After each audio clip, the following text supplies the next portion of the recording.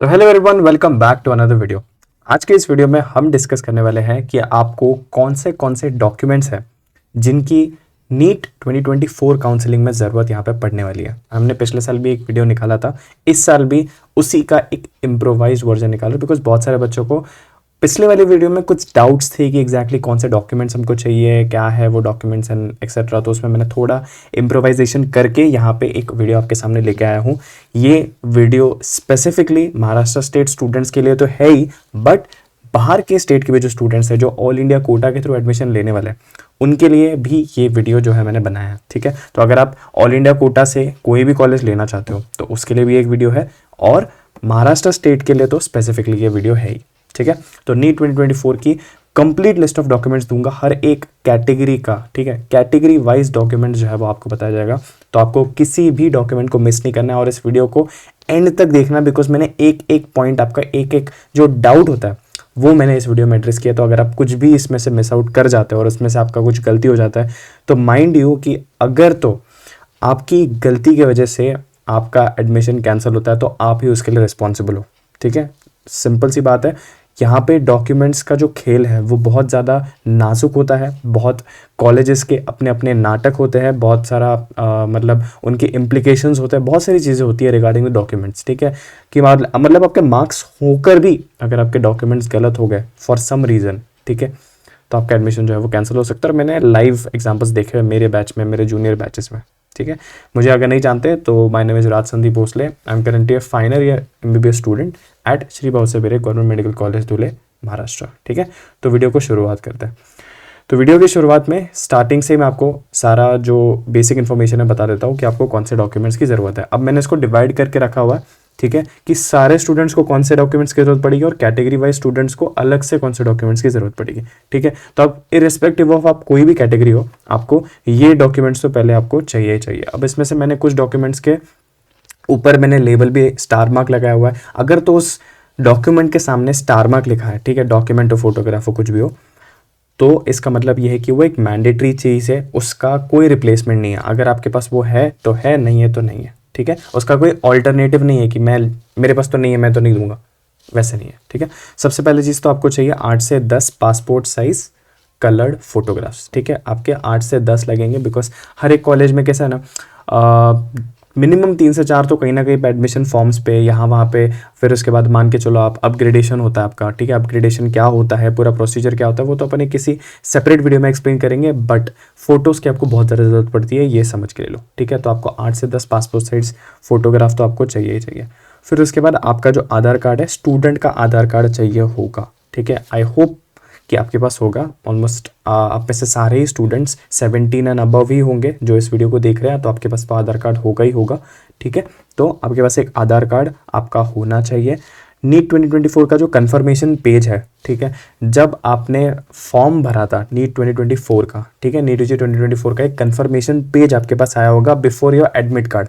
ठीक है, admit card आने से पहले आपके पास एक कन्फर्मेशन पेज आएगा जिसका आपके पास PDF होगा या फिर आपके पास स्क्रीनशॉट होगा, तो वो आपको उसकी ज़रूरत पड़ेगी। ठीक है, उतना भी ज़्यादा मैंडेटरी डॉक्यूमेंट नहीं है ये, बट ज़रूरी तो है। ठीक है, उसके बाद आपके पास आता है दैट इज़ नीट 2024 का एडमिट कार्ड, जिसको आपको भर देना है। उसमें आपको आपकी जो सिग्नेचर है वो आपको कर देना है, आपका फ़ोटो आपको चिपका देना है। ठीक है, आपका जो थंब प्रिंट है वो भी आपको लगा के रखना है उसके अंदर। तो duly filled admit card NEET 2024 का वो आपको चाहिए। ठीक है, नीट 2024 का जो ऑनलाइन स्कोर कार्ड, मतलब जो आपका रिजल्ट जब आएगा, अभी तो रिजल्ट नहीं आया है, एक्सपेक्ट कर रहे हैं कि 5 जून के आसपास आएगा, तो जब वो रिजल्ट आएगा उसको डाउनलोड करिए, उसका स्क्रीनशॉट निकालिए, कुछ भी हो वो आपको चाहिए होगा और वो बहुत ज़्यादा इंपॉर्टेंट है। ठीक है, उसके बाद आपको चाहिए होगा आपका 10th का मार्कशीट। ठीक है, भले ही आपने CBSE बोर्ड से किया हुआ है, आपने SSC बोर्ड से किया हुआ है, आपने ISC बोर्ड से किया हुआ है, किसी भी बोर्ड से किया हो, आपको आपके 10th स्टैंडर्ड का मार्कशीट चाहिए होगा, ओरिजिनल मैं यहाँ पे बात कर रहा हूँ। ठीक है,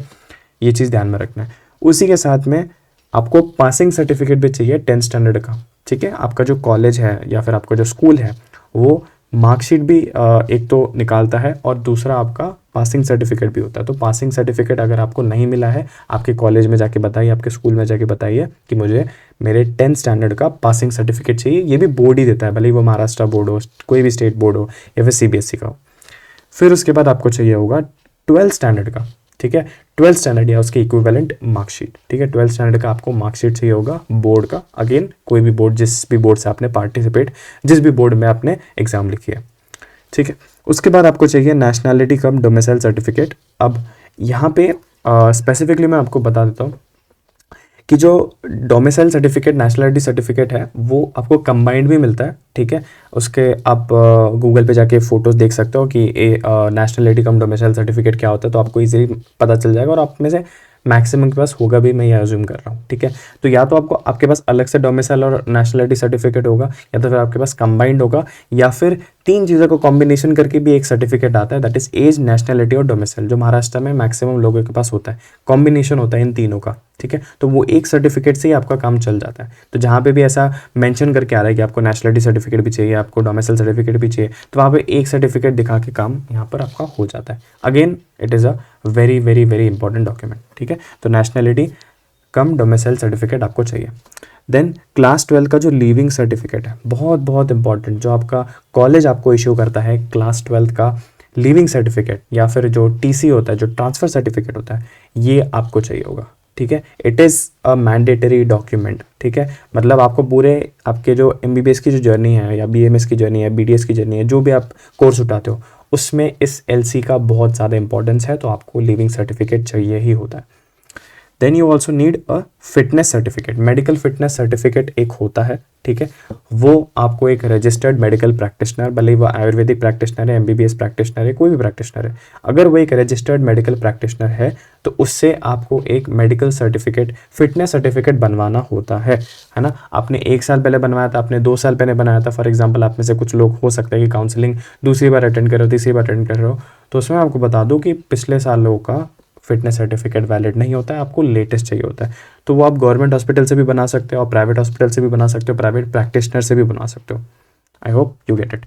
again it is an important document, mandatory document. Star mark मैंने जिस भी डॉक्यूमेंट पे लिखा हुआ है, वो एक मैंडेटरी डॉक्यूमेंट है, वो आपको चाहिए ही चाहिए, ठीक है। फिर उसके बाद आता है गैप एफिडेविट, मतलब गैप सर्टिफिकेट। तो गैप सर्टिफिकेट जो होता है, जो 100 रुपये के स्टैम्प पेपर पे आपको बनाना होता है, अगर तो आपने अपने एजुकेशन में कहीं गैप लिया है, ठीक है। मान लो 10th एंड 11th के बीच में आपका गैप है, या फिर 12th और नीट के बीच में। फॉर एग्जांपल, जो इस साल 12th अपीयर किए हैं सीबीएसई बोर्ड या कोई भी बोर्ड से, उन्होंने जिन्होंने नीट लिखा हुआ है, उनको तो गैप सर्टिफिकेट की ज़रूरत नहीं, मतलब अगर वो इस साल एडमिशन लेना चाह रहे हो तो। जिनका 1 साल ड्रॉप है, 2 साल ड्रॉप है, 3 साल ड्रॉप है, या रिपीट है, जो भी बोलते हो आप, उनको गैप सर्टिफिकेट लेना पड़ता है। जाके किसी भी नोटरी में चले जाओ, ठीक है, कोर्ट में जाओ, नोटरी में जाओ, कुछ फ़र्क नहीं पड़ता। उनको बोलो ये लो 100 रुपये का स्टैम्प पेपर, यहाँ पे मुझे गैप सर्टिफिकेट बनवाना है। उनको बस आपको रीज़न बताना पड़ता है कि क्यों आपने अपने एजुकेशन में गैप लिया, कि मतलब 12th में और एमबीबीएस में, दोनों में आने के बीच में क्यों आपने गैप लिया, अपने एजुकेशन के लिए गैप लिया, मतलब आप प्रिपरेशन कर रहे थे, नीट प्रिपरेशन कर रहे थे, या फिर आप कोई दूसरा कोर्स कर रहे थे, तो वो सारे रीजंस यहाँ पर आपके मेंशन होने चाहिए, ठीक है। Gap affidavit. फिर उसके बाद आता है आपका रिलीजियस / लिंग्विस्टिक माइनॉरिटी एफिडेविट, ठीक है। तो अगर आप तो एक मुस्लिम माइनॉरिटी को बिलोंग करते हो, या फिर आप हिंदी माइनॉरिटी को बिलोंग करते हो, या फिर सिंधी माइनॉरिटी को बिलोंग करते हो, जो भी माइनॉरिटी को स्पेसिफिकली अगर आप बिलोंग करते हो, ठीक है, तो उसका भी आपको एक एफिडेविट लगता है, जो कि आपको प्रोड्यूस करना होता है, ठीक है। स्पेसिफिकली ये चीज़ जो है वो मुस्लिम माइनॉरिटी के स्टूडेंट्स के लिए तो होता ही है कि आपको ये सर्टिफिकेट की ज़रूरत पड़ती है, ठीक है। तो इफ़ एप्लीकेबल लिखा हुआ, अगर आप मुस्लिम हो तो आपको रिलीजियस माइनॉरिटी एफिडेविट जो है वो बनवाना ही पड़ता है। देन यहाँ पे 2 डॉक्यूमेंट्स लिखे हुए हैं जो इतने ज़्यादा भी इंपॉर्टेंट नहीं है, बट अगर आपके पास है तो it is a good thing, that is student का वोटर आईडी, ठीक है। हो सकता है आप में से बहुत जो स्टूडेंट्स हैं वो पहली बार वोट देने गए हो, ठीक है, तो अगर आपके पास वोटर आईडी कार्ड होगा, या फिर कैरेक्टर सर्टिफिकेट की जहाँ तक बात आती है, जो क्लास 12th का जो पासिंग जहाँ से भी आपने करी हुई है, तो वहाँ का कैरेक्टर सर्टिफिकेट अगर तो वो देते तो ठीक है, नहीं देते तो कोई फ़र्क नहीं पड़ता, ठीक है। ये दोनों डॉक्यूमेंट्स ऐसे हैं जो कि मैंने भी अपने एडमिशन के टाइम पे मेरे पास भी थे नहीं, ठीक है, तो मैंने भी इनको सबमिट नहीं किया हुआ था। तो अगर आपके पास ये 2 डॉक्यूमेंट्स नहीं है तो आपको कोई टेंशन लेने की ज़रूरत नहीं है, बट अगर मिल सकते हैं, अगर आपके पास है, तो डेफिनेटली इनको प्रोड्यूस करने का ट्राई करो at the time of admission, ठीक है। नेक्स्ट इज माइग्रेशन सर्टिफिकेट, ठीक है। तो अगर तो माइग्रेशन सर्टिफिकेट आपके पास है, अगर आप एप्लीकेबल हो माइग्रेशन सर्टिफिकेट के लिए, तो आपको डेफिनेटली इसकी ज़रूरत पड़ेगी, ठीक है। दूसरे स्टेट में जा रहे हो, दूसरे स्टेट से आ रहे हो, डिपेंडिंग अपॉन दैट आपको माइग्रेशन सर्टिफिकेट की ज़रूरत पड़ सकती है, ठीक है। उसके बाद यहाँ पे दो चीज़ें आती है, that is CET cell application form और कॉलेज अलॉटमेंट लेटर। अब ये दोनों ही documents at this point of time, मैं बना रहा हूँ ये 16 मई 2024 को वीडियो, इस दिस पॉइंट ऑफ टाइम पे आपके पास ये चीज़ नहीं होगी। एंड टू बी स्पेसिफिक बता देता हूँ, ये दोनों चीज़ें जो है वो महाराष्ट्र स्पेसिफिक में बता रहा हूँ यहाँ पे, ठीक है। तो ये ऑल इंडिया के लिए नहीं बता रहा हूँ मैं, ये स्पेसिफिकली आप ऑल इंडिया के लिए मान के चल सकते हो। ये दो स्पेसिफिक जो डॉक्यूमेंट्स है, CET सेल का अलॉटमेंट लेटर, महाराष्ट्र में जो काउंसलिंग होती है, स्टेट कोटा की जो काउंसलिंग होती है, वो CET सेल बॉडी जो है वो कंडक्ट करवाती है, ठीक है। तो उसका आपको एक एप्लीकेशन भरना पड़ता है, जैसे कि कर्नाटका CET होता है, ठीक है, that is for admission to Karnataka के स्टेट मेडिकल कॉलेजेस। हर एक स्टेट का आपको एक एप्लीकेशन फॉर्म भरना होता है। तो वो एप्लीकेशन फॉर्म जो कि बाद में रिलीज होता है जब उनका काउंसलिंग स्टार्ट होता है उस पर्टिकुलर स्टेट का, तो वो एप्लीकेशन फॉर्म आपको तब मिलता है जब काउंसलिंग स्टार्ट होती है स्टेट की, ठीक है। तो वो एप्लीकेशन फॉर्म आपके पास होना चाहिए जब भी काउंसलिंग स्टार्ट होगी तब।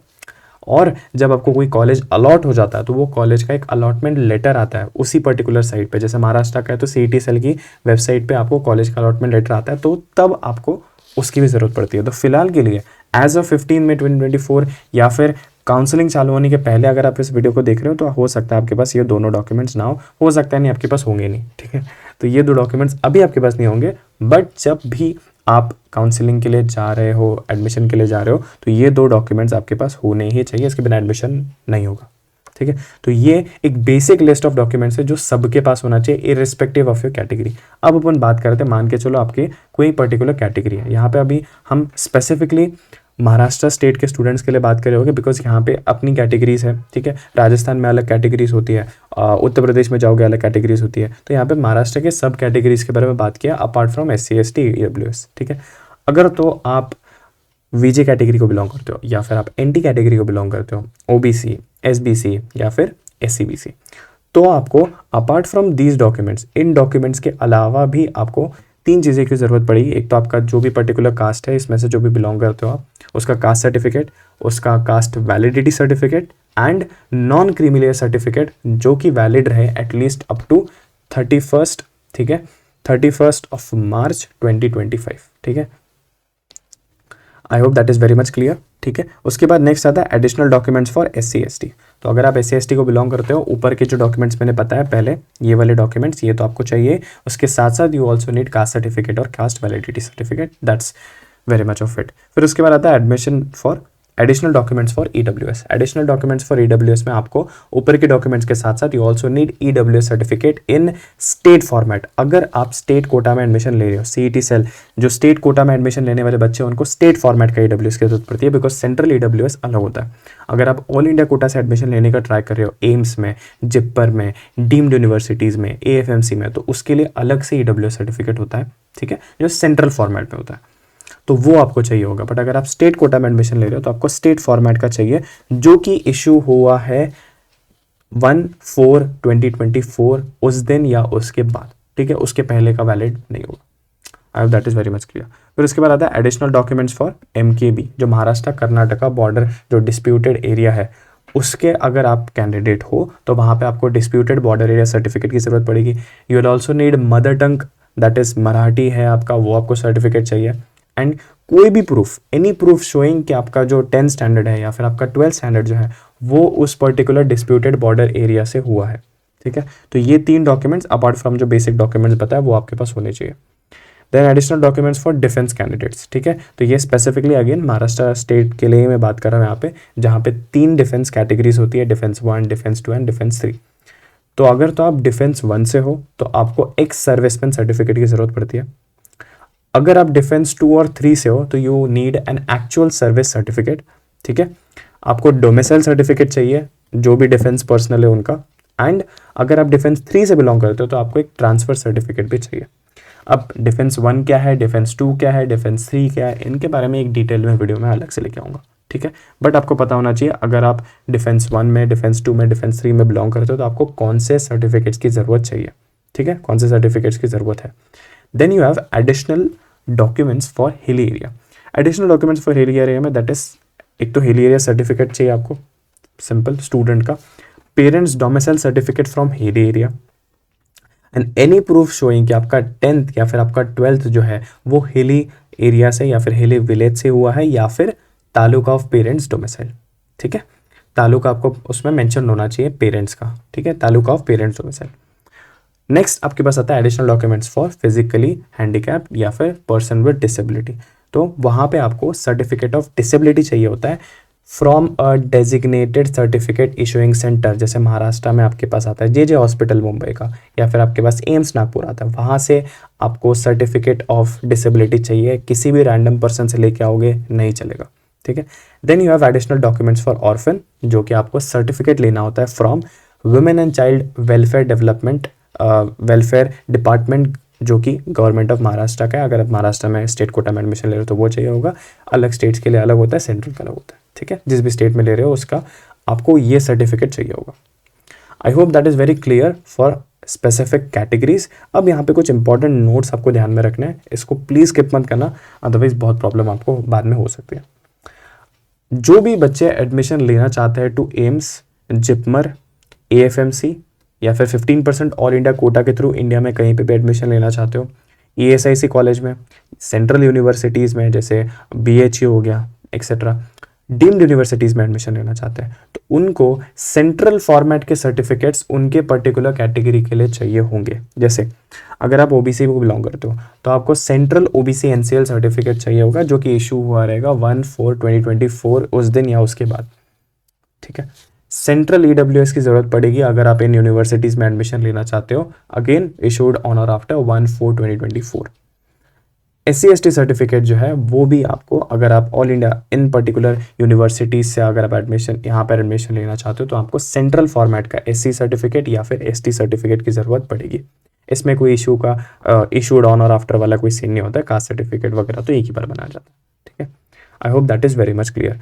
अब यहाँ पर एक चीज़ ध्यान में रखने कि SC/ST जो कैटेगरीज है उनको वैलिडिटी सर्टिफिकेट की ज़रूरत नहीं पड़ती है अगर आप ऑल इंडिया कोटा या फिर सेंट्रल यूनिवर्सिटीज़ वगैरह में एडमिशन लेते हो, तो आपको कास्ट सर्टिफिकेट की ज़रूरत पड़ती है, ठीक है। और लास्ट के कुछ पॉइंट्स जो बहुत बहुत बहुत इंपॉर्टेंट है, जो आपको ध्यान में रखने हैं, ठीक है, और इसको फॉलो करना है, अभी से आपको फॉलो करना है इस चीज़ों को।